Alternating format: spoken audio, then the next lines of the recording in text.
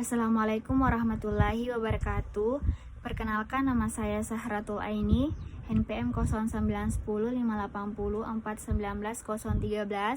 kelas A semester 6. Di sini saya akan menjelaskan tentang kedudukan hukum dari pemerintah dalam hukum publik dan hukum privat. Yang kedua, menjelaskan tentang sejarah, asas-asas umum administrasi negara. Dan yang ketiga, menjelaskan fungsi dan arti penting asas-asas umum administrasi negara. Baik, langsung saja yang pertama, kedudukan pemerintah dalam hukum publik. Menurut Penny Colai dan kawan-kawan, ada beberapa ciri yang terdapat pada jabatan atau organ pemerintahan, yaitu yang pertama, organ pemerintahan menjalankan wewenang tanggung jawab sendiri yang dalam pengertian modern diletakkan sebagai pertanggungjawaban politik dan kepegawaian atau tanggung jawab pemerintah sendiri di hadapan hakim. Organ pemerintah adalah pemikul kewajiban tanggung jawab.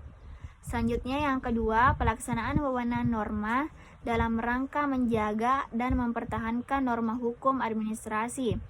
Organ pemerintah dapat bertindak sebagai pihak tergugat dalam proses peradilan, yaitu dalam hal keberatan, banding, atau perlawanan. Yang ketiga, di samping sebagai pihak tergugat, organ pemerintah juga dapat tampil menjadi pihak yang tidak puas, artinya sebagai penggugat. Yang keempat, pada prinsipnya, organ pemerintah tidak memiliki harta kekayaan sendiri. Organ pemerintah merupakan bagian dari badan hukum menurut privat dengan harta kekayaannya. Jabatan bupati atau wali kota adalah organ-organ dari badan hukum kabupaten. Berdasarkan aturan hukum, badan umum inilah yang dapat memiliki pemerintahannya. Harta kekayaan bukan organ. Selanjutnya yang kedua, kedudukan pemerintah dalam hukum privat. Telah disebutkan bahwa negara dalam perspektif hukum perdataan adalah sebagai badan hukum publik. Badan hukum adalah kumpulan orang-orang, yaitu semua yang di dalam kehidupan masyarakat sesuai dengan ketentuan undang-undang dapat bertindak sebagai manusia yang memiliki hak-hak dan kewenangan-kewenangan.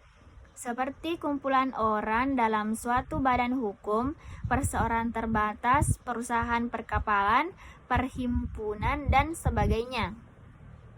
Dalam ungkapan lain, menyatakan bahwa badan hukum adalah apa yang ada dalam pengertian undang-undang dianggap seperti orang dan kepada siapa dengan sepenuhnya diberikan wewenang hukum untuk melakukan tindakan hukum dan secara hukum tampil dan bertindak dengan harta kekayaannya. Selanjutnya, sejarah terbentuknya asas-asas umum. Sejak dianutnya konsepsi welfare state dan menimbulkan adanya kekuasaan Freemason, timbullah suatu kekhawatiran dari warga negara atas terdirinya kesewenangan-wewenangan oleh pemerintah. Oleh karena itu, pada tahun 1946, pemerintah Belanda membuat suatu komisi yang diketuai oleh De Muncke. Komisi ini selanjutnya disebut dengan Komisi De Muncke.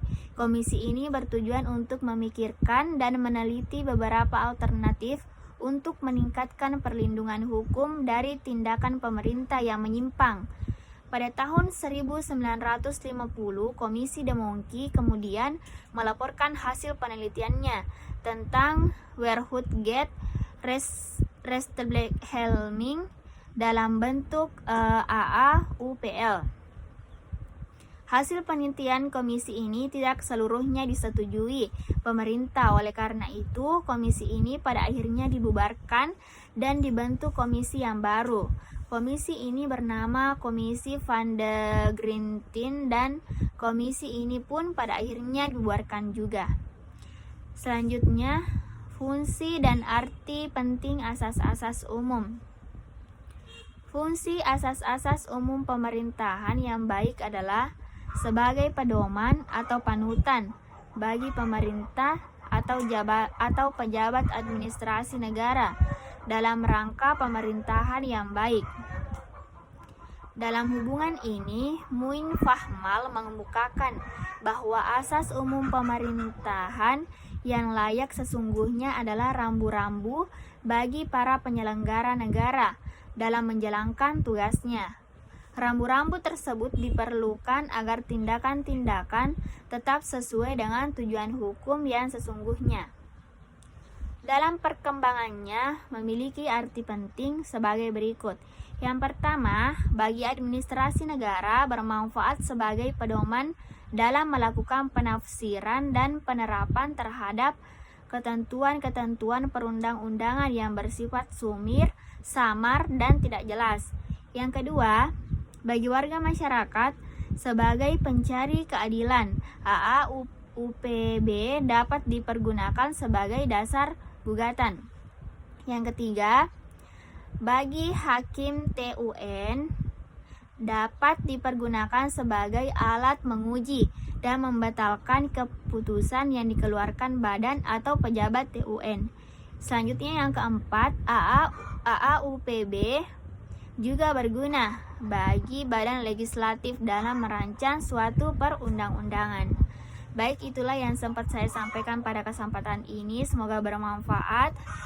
Wassalamualaikum warahmatullahi wabarakatuh.